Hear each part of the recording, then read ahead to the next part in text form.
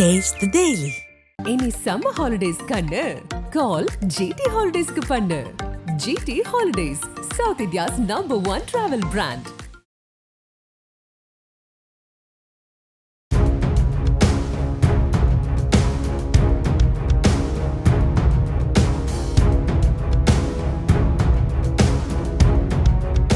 இன்னை தமிழையும் நான் மிகவும் மதிக்கிற சுபவி ஐயா அவர்களையும் கருஞ்சட்டை பதிப்பக பொறுப்பாளர் டாக்டர் யாழினி உள்ளிட்ட இந்த அரங்கையும் முதற்கண் வணங்கி 10 உரைகள் கட்டுரைகளாகி அறிவு தேடல் என்கின்ற ஒரு அற்புதமான புத்தகமாக வெளிவந்திருக்கிறது. அறிவு தேடல் கொண்ட தமிழர்களுக்கு இது இன்னும் ஒரு நீரூற்று என்கின்ற வகையில் ஐயா சுபவி அவர்களுக்கு நாம் தமிழ் சமூகத்தின் சார்பில் நன்றி கடன் பட்டிருக்கின்றோம்.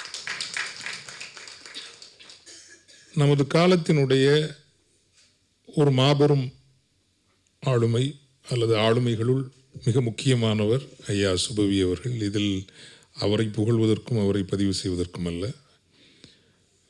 தெளிந்த சிந்தனை, சிந்தித்து அறிந்ததில் உறுதி, அதை இடைவிடாது தொடர்ந்து மக்களிடம் பல வழிகளில் எடுத்து செல்கின்ற அந்த பாங்கு, தன்னளவில் என்ன முடியுமோ அந்த அளவுக்கு ஒரு இயக்கம் கட்டி அதை நீண்டு நிலைக்க செய்கின்ற ஒரு உத்தி, இப்படி ஒரு பன்முக ஆளுமை கொண்ட ஒருவர்.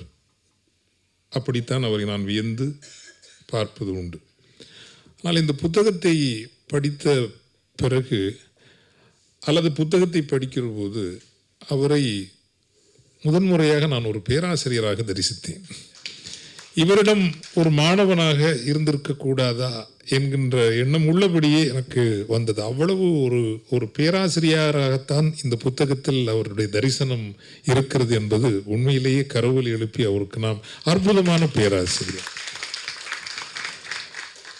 அதைவிட முக்கியமாக அரசியலை அவர் விளக்குவதை விட அறிவியலை அற்புதமாக விளக்கி இருக்கிறார். இது மிகைப்படுத்தல் அல்ல. அரசியலை இந்த புத்தகத்தில் அவர் விளக்குவதை விட அறிவியலை மிக அற்புதமாக விளக்கி இருக்கிறார். நான் நல்லது எங்கிருந்தாலும் எடுத்துக்கொள்வது உண்டு. அவ்வகையில் அறிவியலை தமிழுக்கு எளிதாக சொன்ன ஒரு நல்ல மனிதர், நல்ல ஆளுமை எழுத்தாளர் சுஜாதா என்கின்ற மதிப்பு அவர் மீது உண்டு. ஆனால் அவருக்கு இணையாக, ஏன் அதைவிட அடர்த்தியாக எடுத்து சொல்லக்கூடிய ஒரு அறிவியலை எடுத்து சொல்லக்கூடிய ஒரு ஆளுமையாக இந்த புத்தகத்தில் நான் பார்த்தேன். ஆனால் ஒரே ஒரு நெருடல் என்ன அப்படின்னா, ஐயா அவர்கள் யாருக்கும் தீங்கு நினைக்காதவர். ஒரு வகையில் இந்த மேடையில் நாம் அவருக்கு கருஞ்சட்டை வள்ளலார் என்று கூட நாம் அவருக்கு ஒரு பட்டம் கொடுக்கலாம். எந்த உயிருக்கும் கடுமையாக கருத்து மோதல்கள் தான் நிகழ்த்துவாரை தவிர, தன்னுடைய கருத்துக்களை கூர்மையாக எடுத்து வைப்பார். எதிர்வினைகள் தான் நிகழ்த்துவாரை தவிர எவர் மீதும் தனிப்பட்ட முறையில் எந்த விதமான ஒரு காழ்ப்புணர்வோ வஞ்சகமோ தீது நினைக்கின்ற ஒரு பண்பாளர் அல்ல. எனவே அவர் ஒரு வள்ளலார் தான். ஆனால் எனக்கு ஒரு ஐயப்பாடு என்னென்னா, முதல் கட்டுரையிலிருந்து ஸ்டீஃபன் ஹாக்கின்ஸ் அவர்களினுடைய கடவுள் நம்பிக்கை பார்வை என்பதில் தொடங்கி சனிப்பெயர்ச்சியில் முடிப்பது வரை இந்த புத்தகம் முழுவதும் விரவி கிடப்பது கடவுள் மறுப்பும் மத நிராகரிப்பும் தான். இந்த புத்தகம் முழுவதும் விரவி கிடக்கிறது. அந்த புத்தகத்திற்கு மதிப்புரையாற்றுவதற்கு ஒரு கத்தோலிக்க அருட்தந்தை ஒரு ஃபாதரை கூப்பிட்டதில்ல. இதில் என்ன உள்குத்து வேலைங்கிறது எனக்கு தெரியல. அந்த நெருடலை தவிர்த்து, அது நெருடல் அல்ல, மனிதநேய களத்தில் அதை பற்றி நான் பிறகு பேசுகிறேன். நான் சொன்னதை போல 10 உரைகள். அந்த 10 உரைகளில் ஸ்டீஃபன் ஹாக்கின்ஸ் பார்வையில் கடவுள் உண்டா என தொடங்கி சனிப்பெயர்ச்சியில் முடிந்தாலும், என்னுடைய அனுபவத்தில் அந்த முதல் கட்டுரை வால்டேரும் ரூசோவும், லத்தீன் அமெரிக்க நாடுகள், வள்ளுவத்தின் மையப்பொருள் மனிதமே, நாயக்கர்கள் காலம், எது சுதந்திரம், மாமனிதர் எல்சி குருசாமி, சனிப்பெயர்ச்சி ஆகிய 8 கட்டுரைகளையும் நான் மிகுந்த அடர்த்தியான கட்டுரைகள் என்று சொல்வேன். பேரறிஞர் அண்ணா அவர்களை பற்றி ஒரு புத்தகத்தை படித்து அதனுடைய தன் பார்வைகளை பதிவு செய்வதை விட அண்ணாவை பற்றினுடைய தன்னுடைய தரிசனம் என்பது பதிவு செய்யப்பட்டிருந்தால் இந்த புத்தகம் இன்னும் மிகப்பெரிய உயர்ந்த இடத்தில் இருக்கும். ஒருவேளை அதை நீங்கள் பரிசீலிக்க வேண்டும். காரணம், இன்னொரு புத்தகத்தின் ஊடாக பேரறிஞர் அண்ணா தரிசிக்கப்படுவதை விட 20ஆம் நூற்றாண்டு தமிழுக்கு தந்த, தமிழ் இனத்திற்கு தந்த மகத்தான ஓரிரு கொடைகளில் அவர் ஒருவர் என்கின்ற பார்வையிலிருந்து அவர் பார்க்கப்பட வேண்டுமோ என்று எனக்கு ஒரு எண்ணம். இது என்னுடைய ஒரு ஒரு ஒரு ஒரு பார்வையாக மட்டும் நான் சொல்லிவிட்டு நான் நகர்கிறேன்.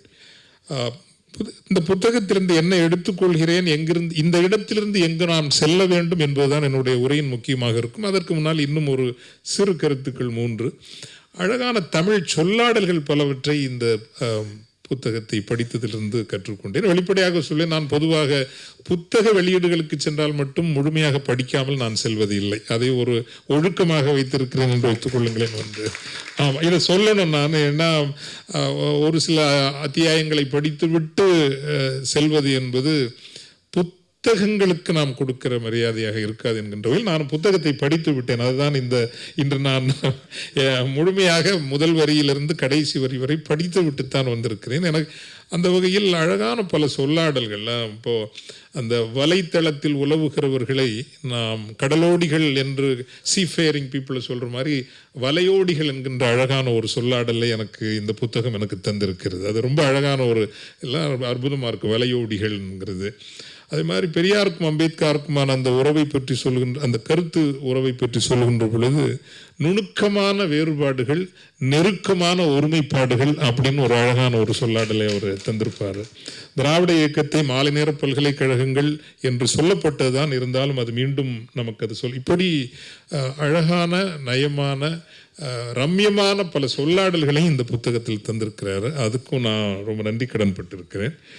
இன்னொன்று, தனிப்பட்ட முறையில் பர்சனல் டேக் அவேன்னு ஒரு புத்தகத்தை நம்ம இவ்வளவு படிக்கிறப்போ தனிப்பட்ட முறையில் நமக்கு இதில் என்ன கிடைச்சிது, வெரி வெரி பர்சனலி பல கருத்துக்கள் கிடைக்கின்றன, அது இருக்கும். ஆனால் அதையும் தாண்டி வாழ்வுக்கென்று நம்மை இன்னும் வலுப்படுத்துகிறபடியோ, உணர்வு ரீதியாகவோ ஏதோ ஒரு வகையில் வலுப்படுத்துகிறபடி என்ன கிடைத்தது என்ன எனக்கு பார்த்தோன்னா, இந்த ஸ்டீஃபன் ஹாக்கிங்ஸ் அதை பற்றி அந்த இதில் தான் எனக்கு கிடைச்சிது.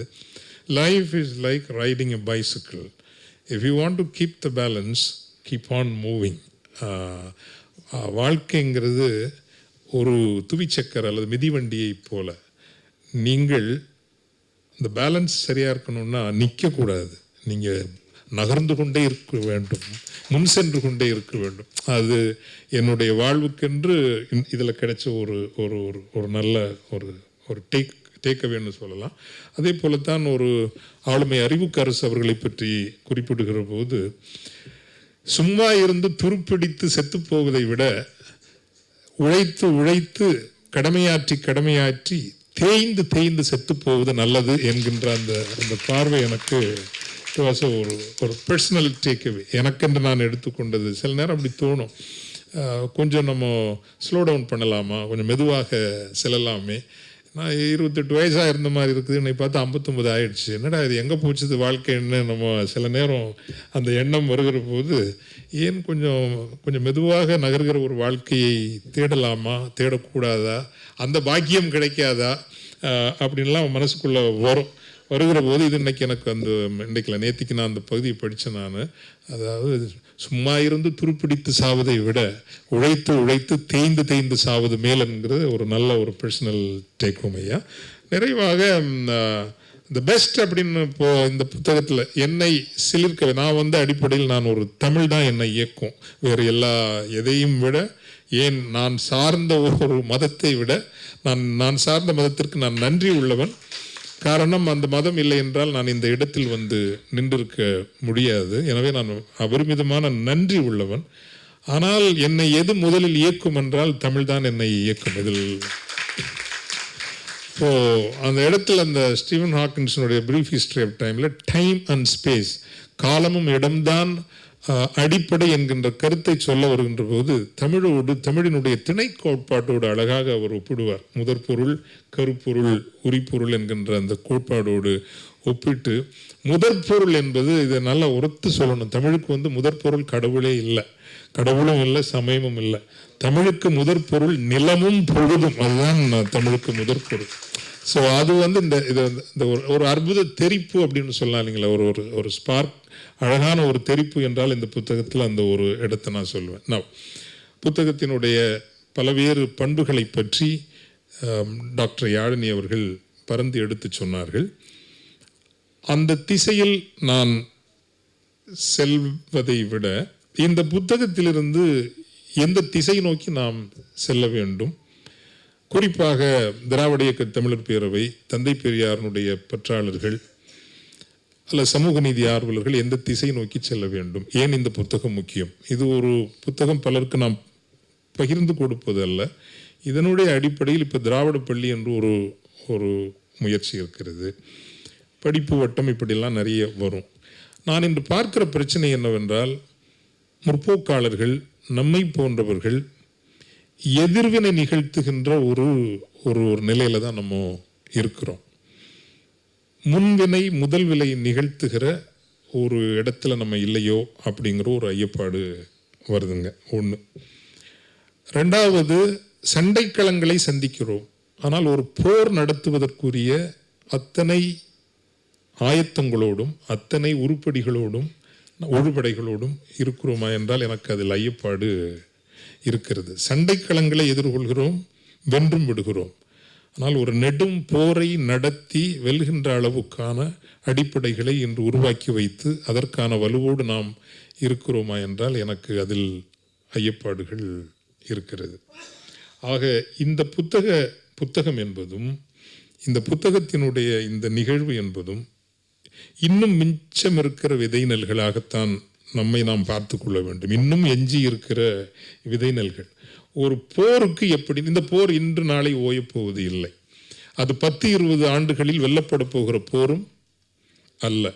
எப்படியும் நாம் ஒரு 50 ஆண்டுகளாவது நடத்த வேண்டிய ஒரு போர் தான் இப்பொழுது நாம் சந்திக்கின்ற ஒரு காலகட்டம்.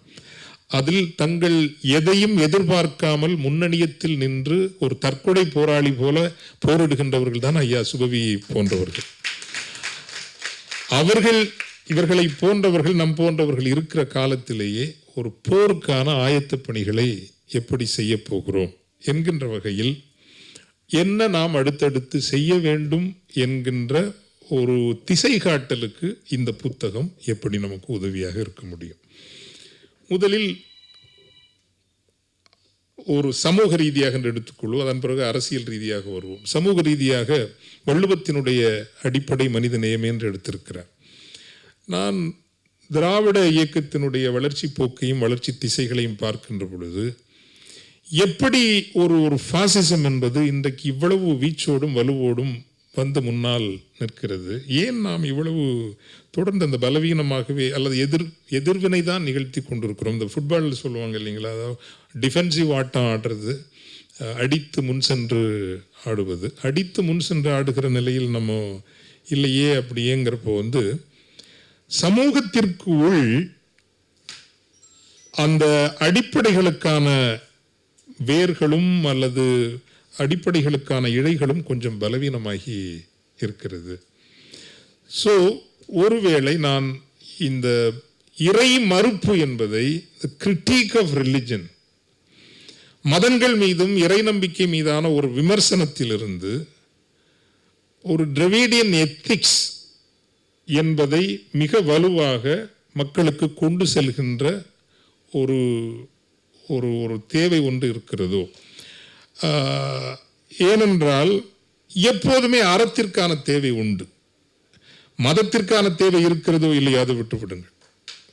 இறைவனுக்கான தேவை இருக்கிறதோ இல்லையோ அதையும் நாம் விட்டு விடுவோம். இந்த இடத்தில் நான் அதை கொண்டு வர விரும்பவில்லை. ஏன்னா அதை மட்டும் எடுத்து பாதிரியாரா இல்லை வேறு எங்காவது சேர்ந்துட்டாரான்னு அவங்க கேப்ஷன் போட்டுருவாங்க. ஸோ நான் அதுக்கு நான் வர விரும்பலைன்னு வச்சுங்களேன். ஏன்னா என்னை பொறுத்தால் நான் ரொம்ப தெளிவானவன். எது எனக்கு தெரியாதோ அதை நான் சைவ சித்தாந்தம் சொல்வது போல சரணாகதி அவ்வளோதான், தெரியல விட்டுட்டோம். நமக்கு தெரிஞ்சது மனுஷங்களை தான் தெரியும், இந்த உலகம் தெரியும், உயிர்கள் தெரியும், அவர்களை நேசிப்பது, அப்படி ஒரு அணுகுமுறை நான் எடுத்து விடுவேன். ஆனால் இந்த ஒரு டிராவிடியன் எத்திக்ஸ் என்பதையோ அல்லது தமிழ் எத்திக்ஸ் என்பதையோ அடிப்படையாக வரையறுத்து கொண்டு அதை மக்கள் மயப்படுத்தி மக்கள் வாழ்வியலாக மாற்றுகின்ற ஒரு முயற்சியில் நாம் ஒருவேளை அந்த திசையை இழந்து விட்டோமோ. இறை மறுப்பு என்பது முக்கியமானதாக அந்த இயக்கத்திற்கு பட்டாலும் கூட அந்த இறை அகற்றப்படுகின்ற இடத்தில் என்ன வைக்க போகிறோம், அந்த அறம் என்பது என்ன, அந்த அறம் என்பது எவ்வளவு முக்கியம் என்பது பற்றின தேடல் மிக முக்கியமானது என்று நான் நினைக்கின்றேன். வெற்றிடம் என்று ஒன்று இருக்காது. சமூக வெளியிலும் சரி, அரசியல் வெளியிலும் சரி, வெற்றிடம் என்று ஒன்று இருக்காது. நீங்கள் இறைவனை அகற்றிவிட்டு அந்த இடத்தில் வேறு ஒன்றை கொண்டு வைக்கவில்லை என்றால் கடைசியில் அந்த இறைவனை விட மோசமான பலதான் வந்து உட்காரும். இதுதான் நம்ம இன்னைக்கு காலத்தில் பார்த்துருக்குறோம். ஸோ இது ஒன்று கன்சிடர் ஃபார் யுவர் கன்சிடரேஷன். நீங்கள் இதை தீவிரமாக சிந்திக்கணும். அந்த இடத்துல தான் வள்ளுவத்தினுடைய அந்த மனித நேயத்தை நீங்கள் சொல்லியிருக்கிறது. வள்ளுவத்தை நம்ம எடுத்துக்கலாம். வள்ளுவத்தை எடிட் பண்ணுறதுலேயும் ஒன்றும் தப்பில்லை. அதில் பல குறள்கள் என்னுடைய பார்வையில் இடையில் சொருகப்பட்டவை தான் அப்படின்னு நான் நினைக்கிறேன். இன்றைய காலத்திற்கு ஏற்றபடி நாங்கள் ஆங்கிலத்தில் சொல்லுவோம் ஹிஸ்டாரிக்கல் கிரிட்டிசிசம் அண்ட் ஹெர்மனியூட்டிக்ஸ் என்று 2 வார்த்தை சொல்லுவோம். ஒரு சமயம் என்பது, மத நம்பிக்கை என்பது, அல்லது வள்ளுவம் என்பதே அல்ல எந்த கோட்பாடும் சரி, அந்த வரலாற்று சூழமைவில் வந்தது தான். அந்தரத்திலிருந்து வந்து இறங்கியது ஒன்றும் அல்ல. there is no text without a context. Context இல்லாமல் எந்த டெக்ஸ்டும் கிடையாது. இப்போ நான் பல மேடைகள் இதை சொல்லியிருக்கிறோம். ஜீசஸ் ஆணவ படுகொலை பற்றி பேசலை. ஏன் பேசலைன்னா அவர் வாழ்ந்தப்போ ஆணவ படுகொலை அவர் பார்க்கல, அவ்வளோதான். அவர் பார்த்துருந்தா ஆணவ படுகொலையை அவர் பேசியிருப்பார். அவர் டவுரி சிஸ்டத்தை பற்றி பேசலை. ஒரு கல்யாணத்தில் பூ கட்டுறதுக்கே 30 லட்சம் 40 லட்சம் செலவழிக்கிறாங்க இன்னைக்கு. இது போல ஒரு குற்றச்செயல் அல்ல, பாவச்செயல் இருக்க முடியாது. இது இட்ஸ் எ சின். ஆனால் ஜீசஸ் அதை பற்றி பேசலை. ஏன்னா அவர் அப்படி திருமண மேடையை அவர் பார்க்கல, அவ்வளவுதான். மீட்டிங்கில் ஜீசஸ் இல்லை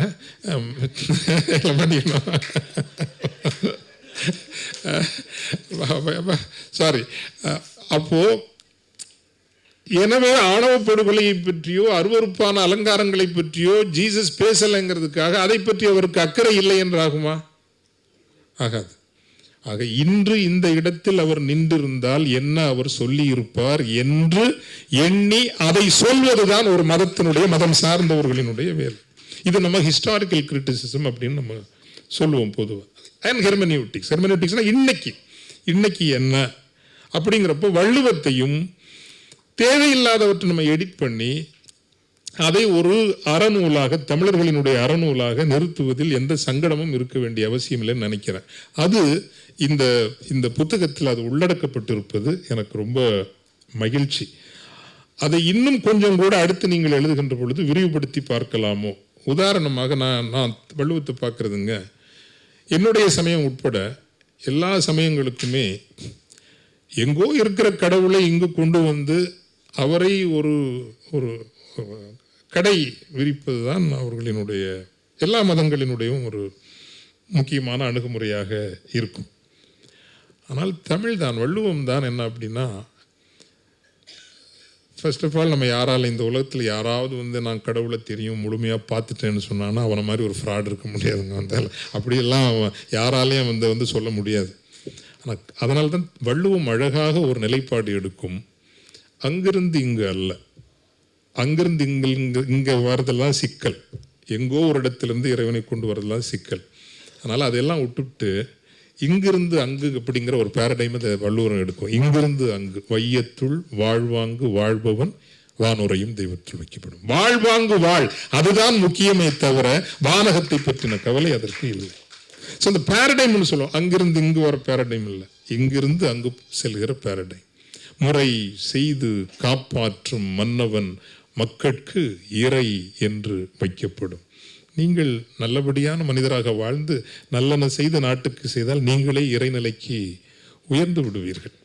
அப்போ இது ஒரு நியூ எத்திக்ஸ்னே நம்ம எடுத்துக்கலாம். அல்ல அறிவு அற்றம் காக்கும் கருவி. ஐயா அவர்களும் புத்தகத்தில் அது சொல்றாரு. அறிவு துன்பங்களை நீக்கும். நமக்கு இன்னைக்கு நம்ம முன்னாடி இருக்கிற மிகப்பெரிய சவாலே அறிவு சமூகமாக வளர்ந்து வந்த ஒரு சமூகத்தை எந்த அடிப்படைகளும் இல்லாத ஒரு மூட சமூகமாக மீண்டும் மாற்றுகிற வேலை தீவிரமாக நடந்து கொண்டிருக்கிற பொழுது இந்த அறிவு இயக்கத்தை எப்படி நடத்த போகிறோம்? அது வெறும் கடவுள் மறுப்பு என்கின்ற ஒரு வழியில் மட்டும்தான் இருக்க வேண்டுமா? அதை கடந்து ஒரு அறம் சார்ந்த நெடுஞ்சாலையாக அது விரிய வேண்டாமா? Super highway of Tamil ethics or Dravidian எத்திக்ஸ்ங்கிறது அந்த அடிப்படையாக இருக்கக்கூடும் என்பது என்னுடைய ஒரு எண்ணமாக இருப்பதால் தான் இதை நான் சொல்றது. அல்லது அறிவினான் ஆகுவது உண்டோ பிரிதின் நோய் தன்னோய் போல் போற்றாக்கடை. இன்னொரு அந்த எம்பதிங்கிறது இன்னா செய்தாரை ஒருத்தல் அவர் நாண நன்னயம் செய்துவிடல், இவையெல்லாம் நமது ஆரச்சொத்து என்று எடுத்து செல்கிற போது எளிய மக்களிடமும் அது சென்று சேரும் என்று நான் நினைக்கின்றேன். எனவே வள்ளுவத்தை மையப்படுத்துகின்ற அந்த சாப்டர் ஒரு மாபெரும் வள்ளுவம் சார்ந்த ஒரு எத்திக்ஸாக ஐயா ஒரு புத்தகம் எழுதணும். அது தமிழ் சமூகத்தை வழிநடத்துகின்ற ஒரு அறப்புத்தகமாக இருக்க வேண்டும் என்பது என்னுடைய ஒரு பணிவான வேண்டுகோள். இரண்டாவது, நாம் லத்தீன் அமெரிக்கா பற்றி அவர் எழுதுனதில் எனக்கு ரொம்ப மகிழ்ச்சி. நாம் நேசிக்கிற ஒரு கண்டம்னா உண்மையிலேயே லாட்டின் அமெரிக்காங்க. நீங்கள் எல்லாம் வாழ்க்கையில் நீங்கள் எப்போது உங்களுக்கு கொஞ்சம் பயணப்படுறதுக்கு ஒரு வாய்ப்பு கிடைச்சதுன்னா, கொஞ்சம் காசு பணம் இருந்ததுன்னா ஒரு முறை நீங்கள் லாட்டின் அமெரிக்காவுக்கு போயிட்டு வாங்க. அவ்வளவு அன்பான மக்கள், நேசமான மக்கள். வாயை திறந்து நீங்கள் பேசுகிற வரைக்கும் நீங்கள் அந்த கண்டத்தை சாராதவர்னு அவங்க நினைக்கவே மாட்டாங்க. நீங்கள் வாயை திறந்து பேசினால்தான் அப்படி ஒரு இன்க்ளூசிவ் கான்டினென்ட். எல்லா வகையான மக்களும் அங்கே இருக்கிறாங்க. ஒரு வீட்டுக்குள்ளே போனீங்கன்னா முதல்ல நீங்கள் அந்த டீ சாப்பிடணும், ஒரே உறிஞ்சானில் தான், ஒரே ஸ்ட்ராவில் தான் அத்தனை பேரும் சாப்பிடணும். இது கொஞ்சம் இப்படியெல்லாம் அந்த சொலிடாரிட்டி, தோழமை பண்புகள் எல்லாம் இன்றைக்கும் கொண்டிருக்கிற ஒரு கண்டம் இல்லை. அதை அழகாக நீங்கள் அறிமுகப்படுத்தி இருக்கிறீங்க. ஒருவேளை அடுத்த பதிப்பு வருகின்ற பொழுது ஜே டைமண்ட்னு ஒருத்தர் ஒரு புக் எழுதியிருக்காரு, கன்ஸ் ஜெம் ஸ்டீல் அப்படின்னு ஒரு புத்தகம் எழுதியிருக்காருங்க. அந்த புத்தகத்தையும் கொஞ்சம் உள்வாங்கி எழுதினீர்கள் என்றால் அது இன்னும் அது ஒரு பிரம்மாண்டமாக அந்த அத்தியாயம் விரியக்கூடுமாக இருக்கலாம்னு நினைக்கிறேன். அது என்ன இன்னும் துல்லியமாக இருக்குங்க. அது நம்ம கற்றுக்கொள்ள வேண்டிய பாடங்கள் அது நிறைய உண்டு. முதல் என்ட்ரி ஸ்பானிஷ் அவங்க தான் ஒரு 370 பேர் தான் போகிறாங்க. மொத்தமே 370 பேர் தான் போகிறாங்க. அப்போ இன்றைக்கி இருக்கிற பெருவில் காஜுமார்க்காங்கிற இடத்துல அந்த முதல்ல வருதுங்க. It's very very interesting. 1,34,000 பேர் இன்கா ஆர்மி, இன்கர்கள் அந்த அஸ்டக் மாயான்ற அந்த 1,30,000 பேர் இருக்கிற அந்த ஆர்மி, இவங்க 370 பேர் தான் போகிறாங்க. மொத்தமே 370 ஸ்பானிஷ் அவங்கள ஜெயித்துடுறாங்க. இது எப்படி நடந்ததுங்கிற அந்த இது ரொம்ப ரொம்ப முக்கியமான ஃபார் சர்வைவல். 4 விஷயங்கள் தான் முதல்ல நம்பிக்கை தான் மனிதர்களை கெடுக்குதுங்கிறதுக்கு இந்த மூட நம்பிக்கை மக்களை கெடுக்குங்கிற. அதனால தான் நான் சொன்னேன், நீங்கள் மூட நம்பிக்கை எப்படி கெடுக்கும்னா, இந்த இன்கர்களினுடைய நம்பிக்கை மன்னன் இறைவனுடைய அவதாரம் அல்லது அவருடைய பிறப்பு அப்படின்னு அவங்க நம்புறாங்க. அதனால மன்னர் என்ன யானை மேலே தான் வர்றார். அவர் படைகள் 1,30,000 படைகள், ஆனால் யானை மேலே வராரு. இவங்க முதல்ல யாரை அடிக்கிறாங்க? இவங்கள்ட்ட கன் இருக்குது. அப்கோர்ஸ் அவங்கள்ட்ட கன் இல்லை, இவங்கள்ட்ட கன் இருக்குது. மன்னனை அடிக்கிறாங்க. மன்னன் விழுகின்ற போது இறைவனே விழுந்து விட்டான், இனிமேல் நாம் தப்பிக்க முடியுமான்னு எல்லாமே டிமாரலைஸ் ஆகிடுறாங்க. எப்படி ஒரு நம்பிக்கை என்பது ஒரு ஒட்டுமொத்த ஒரு மிகப்பெரும் படையை கூட சீர்குலைக்குங்கிறதுக்கு அதனால தான் அந்த ஜே டைமண்ட் எழுதின அந்த புத்தகம் ஒரு ரொம்ப முக்கியமான ஒரு புத்தகம்னு நினைக்கிறேன். அந்த அறிமுகம் ரொம்ப ரொம்ப ரொம்ப நல்லா தரப்பட்டிருக்கிறது. மூன்றாவதாக இன்று நமக்கு தேவைப்படுகின்ற இயக்கம் இந்த புத்தகத்தில் ஒன்று எடுத்துக்கொள்வதாக இருந்தால், அதனால் தான் நான் பேரறிஞர் அண்ணா அவர்களை பற்றி ஐயா சுபவி அவர்கள் குறிப்பாக அவர் இந்த நாட்டினுடைய ஃபெடரலிசத்தை பற்றி எப்படி அணுகுனாரு, ஒரு தேசங்களினுடைய அவைங்களை எப்படி பார்த்தாரு, தென்னகத்தை எப்படி அவர் ஒன்றா பார்த்தாருங்கிறது இன்னும் நம்ம பேசணும். இதில் நம்ம எந்த தயக்கமும் இல்லாமல் ஒரு மேக்சிமலிஸ்ட் ஃபெடரலிசம் என்கின்ற ஒரு கோரிக்கைக்கு வரவில்லை என்றால் அவனுக்கு இன்னும் ஒரு 10 வருஷத்துக்குள்ள இந்த டீலிமிட்டேஷன்லாம் பண்ணி நம்மளை வடக்கத்திக்காரன்களினுடைய அடிமைகளாக மாற்றத்தான் போகிறார்கள். இது நடக்கத்தான் போகிறது. இந்த காலகட்டத்தில் பேரறிஞர் அண்ணா அவர்களை நாம் மீண்டும் நீங்கள் முன்னெடுத்து வைத்திருக்கிற அந்த கருத்துக்களிலிருந்து இன்னும் கூர்மைப்படுத்தி ஒரு மேக்சிமலிஸ்ட் ஃபெடரேஷன், நான் இந்தியாவை உடைக்க வேண்டும் என்கின்ற கருத்துக்கு நாம் வரவே இல்லை. பல்வேறு மாநிலங்களாக இராணுவங்களை உருவாக்கி கொண்டு சண்டையிட்டு அழிந்து சாவதை விட இந்தியா என்கின்ற ஒரு ஒழுங்கு இருந்துவிட்டு போகட்டும் என்பது என்னுடைய புரிதலாக இன்று இருக்கிறது. ஆனால் you stop with defending the borders and macro economy and some very scientific. நீ எல்லையை பாதுகாப்பதோடும் நீ ஒரு மேக்ரோ எக்கானமியை பார்த்துக்கிறதோட நீ நிறுத்திக்க. எங்கள் கல்வி என்ன என்று நாங்கள் முடிவு செய்து கொள்வோம். நாங்கள் வரி விதித்து உங்களுக்கு என்ன தண்டம் தர வேண்டுமோ அந்த தண்டத்தை தந்துவிட்டு நாங்கள் போகிறோம் என்று ஒரு மேக்சிமம் ஃபெடரலிசம் என்கின்ற ஒரு கோரிக்கையை முன்வைத்து ஒரு மாபெரும் அரசியல் இயக்கத்தை, அரசியல் கட்சிகளிடமிருந்து அது வருகிறதோ இல்லையோ, உங்களை போன்ற நம் போன்ற சமூக இயக்கத்திடமிருந்து பிறக்க வேண்டிய ஒரு காலகட்டம். அண்ணா அவர்கள், பேரறிஞர் அண்ணா அவர்கள் அதற்கு முதன்மை ஒரு ஊற்றுக்கண்ணாக இருப்பார் என்பதை இந்த புத்தகத்திலிருந்து நீங்கள் எடுத்துக்கொள்ளலாம். ஸோ இன்று நாம் take home from this book அப்படின்னா ஒரு மாபெரும் ஒரு மேக்சிமலிஸ்ட் ஃபெடரலிசம் என்பதற்கான ஒரு இயக்கத்திற்கான தேவை இருக்கிறது. அதை இந்த புத்தகத்திலிருந்து நாம் எடுத்துக்கொள்ளலாம். நிறைவாக அதிகம் சொல்லி விரிந்து போவதை விட நான் முதலில் சொன்னதைத்தான் மீண்டும் சொல்கின்றேன். ஒரு அறிவு தமிழகம் இன்று இவ்வளவு வளர்ந்திருக்கிறது என்றால் கொஞ்சம் முன்னாடியே நம்ம கொஞ்சம் அறிவு சமூகமாக மாறினோம். அந்த அறிவு சமூகமாக மாற்றுவதற்குத்தான் இந்த புத்தகத்தினுடைய தொடக்கத்திலிருந்து கடைசி வரைக்கும், சனிப்பெயர்ச்சி வரைக்கும் நம்ம வந்திருக்கிறோம். என்ன எனக்கு ஒன்னே தான் நான் சொல்றது இந்த போரை கொஞ்சம் மாறுபட்டும் நாம் ஒருவேளை நடத்தலாமாக இருக்கலாம். எப்படின்னா, இப்போ சித்தர் மரபு இருக்குன்னு வச்சுங்களேன். சித்தர் மரபு நட்ட கல்லும் பேசுமோ நாதன் உள்ளிருக்கையில் அப்படின்னு சொல்றப்போ சாதாரண ஜனங்களுக்கு ஒன்றும் கஷ்டம் வரல, அவங்க ரசிக்கிறாங்க. இதே இதை தந்தை பெரியாரினுடைய வாயில் போட்டு வைத்து நாம் சொன்னால் அது உடனே சண்டைக்கு வந்துடுறாங்க. இது நல்லா ஞாபகம் வச்சுக்கோங்க. நட்டக்கல்லும் பேசுமோ நாதன் உள்ளிருக்கையில் என்று சித்தர் மரபு கடவுள்களை எதிர்த்து கலகம் செய்த ஒரு மரபு. நெற்றிக்கண் திறப்பினும் குற்றமே என்கின்ற மரபு. இறைவனே என்றாலும் குற்றம் என்றால் குற்றம் என்று சொன்ன ஒரு மரபு. ஆக தந்தை பெரியார் இயக்கத்தோடு இந்த நிலத்தில் வேரோடி கிடந்த கலக மரபுகளை எப்படி இணைக்கப் போகிறோம் என்பது மிக முக்கியமான ஒரு தேடலாக இருக்க வேண்டும். இந்த நிலத்தினுடைய கலக மரபுகளை, எதிர் மரபுகளை, அறிவு மரபுகளை நாம் இணைக்கிற பொழுது இன்னும் பலரை நாம் உள்ளடக்கி கொண்டு வர முடியுமோ என்று நான் எண்ணுகின்றேன். நிறைவாக இந்த புத்தகத்தில் காலத்தின் தேவையாக எப்படி பேரறிஞர் அண்ணா அவர்களை பற்றி எழுதியதை நான் இன்றைய காலத்தின் ஒரு ஃபெடரலிஸ்ட் நீடுக்கான தொடக்கமாக இருக்க முடியும் என்று சொன்னேனோ, நாயக்கர் காலத்தை பற்றி எழுதியிருப்பது அது ஒரு மிகவும் அறிவு நாணயமான ஒரு கொஞ்சம் இன்னைக்கு ஒரு சர்ச்சைன்னு சொல்றதோட ஒரு சென்சிட்டிவான ஒரு சப்ஜெக்டை ரொம்ப அழகா கையாண்டிருக்கீங்கய்யா. நம்ம பெரிய ஒரு கரவொலி கொடுக்கணும். ஏன்னா இன்னைக்கு ரொம்ப தேவைப்படுறது ரெண்டு விஷயம் தேவைப்படுறது. Post national deconstruction of Indian ஹிஸ்டரிங்கிறது ரொம்ப தேவைப்படுது. இந்திய விடுதலைக்காக காலனி ஆதிக்க ஒரு எதிர்ப்புங்கிற ஒரு தேவைக்காக ஒரு வகையான வரலாறு இங்கு கட்டமைக்கப்பட்டது. அப்படி கட்டமைக்கப்பட்ட போது இங்கு ஏற்கனவே இருந்த, அது மராத்திய ஆட்சியாக இருக்கலாம் அல்லது விஜயநகர் பேரரசனுடைய ஆட்சியாக இருக்கலாம், இவங்களெல்லாம் கொஞ்சம் மயிலிறகு போல நம்ம தட்டி விட்டுட்டு வெள்ளக்காரங்களை மட்டும் திட்டுற ஒரு வரலாறு இங்கு கட்டமைக்கப்பட்டது. இன்னைக்கு இந்தியா விடுதலை கிடைச்சது மட்டும் இல்லை, விடுதலை கிடைச்சி இன்னைக்கு நம்ம ஆபத்தான ஒரு தேசியத்துக்கு நிற்கிறோம். நீங்க நினைக்கிறீங்களா இன்னைக்கு தந்தை பெரியார் வந்தால் அன்று அவர் பேசியது என்று பேசியிருக்க முடியும்னு நினைக்கிறீங்களா? கஷ்டம். ஏன்னா அன்னைக்கு இந்தியாங்கிற ஸ்டேட் உருவாகலை. அது வெறும் ஒரு குழம்பு நிலையில் தான் இருந்தது. கொஞ்சம் அப்படியே லேசாக ஒரு குழம்பு நிலையில் இருந்தது. அச்சில் போய் உட்கார்ந்து பெரிய ராட்சத எந்திரமாக இந்தியாங்கிற ஒரு அட்மினிஸ்ட்ரேட்டிவ் ஸ்டேட் உருவாகலை. அதனால அத்தனையும் அவர் பேசி அவர் சர்வைவ் ஆக முடிஞ்சது.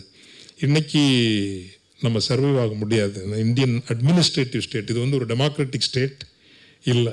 It has become an administrative state. அது ஒரு குரூரத்தன்மையோடு எதையும் நசுக்கக்கூடிய ஒரு ஆற்றலோடு இன்று நிற்கிறது. அப்போ இன்றைக்கு நாம் அதை எதிர்கொள்ள வேண்டும் என்றால் அதற்கான ஒழுபடைகளை எல்லாம் உருவாக்க வேண்டிய தேவை நமக்கு இருக்கிறது. அதற்கான ஒரு அடிப்படையாக ஒரு நல்ல புத்தகத்தை ஐயா அவர்கள் தந்திருக்கிறார். ஆனால் இந்த புத்தகத்தை விட ஏன் ஐயா அவர்கள் முக்கியம், அவர் நீண்ட காலம் வாழ வேண்டும் என்றால் இதை சொல்லி நான் நிறைவு செய்கின்றேன். When the messenger himself is the message, ஒரு செய்தியை சொல்கிறவரே அந்த அவரே தான் செய்தி, புத்தகம் அல்ல செய்தி. அவர் எதை எழுதுகிறாரோ அதன்படி அவர் வாழ்கிறவர். The messenger is the message. There is no dichotomy. இரண்டுக்கும் இடையே இடைவெளி என்பது இல்லை. அதுதான் அவருக்கு இருக்கிற பலம். அப்படி இருக்கிறவர்கள் நிறைய பேர் நமக்கு இல்லை, நிறைய பேர் கிடைக்கவும் மாட்டார்கள். அவ்வகையில் காலம் தந்த மிகப்பெரிய கொடை ஐயா சுபவி அவர்கள். என்னளவில் நானும் இப்பொழுது அடிப்படையில் நானும் ஒரு பேராசிரியராக வேண்டும் என்று ஆசைப்பட்டவன். ஆனால் இன்னைக்கு நான் செயற்பாட்டாளரே கிடையாது. நான் ரொம்ப ரசனையான ஆள். கொஞ்சம் புக்கு படிக்கணும், ஒரு டீச் பண்ணணும், எழுதணும், இப்படியான ஆசைகள் உள்ளவனை ஈழ விடுதலை போராட்டம் தான் ஒரு செயல்பாட்டலனாக கொண்டு வந்து நிறுத்தியது. ஆயினும் நீண்ட நாட்களுக்கு பிறகு ஒரு புத்தகத்தை முழுமையாக படிப்பதற்கு ஒரு வாய்ப்பை தந்த ஐயா சுப்ரமணியம் அவர்களுக்கு நான் நன்றி சொல்லி இந்த நாளுக்கும் இந்த அரங்கிற்கும் நன்றி கூறி நிறைகின்றேன். வணக்கம்.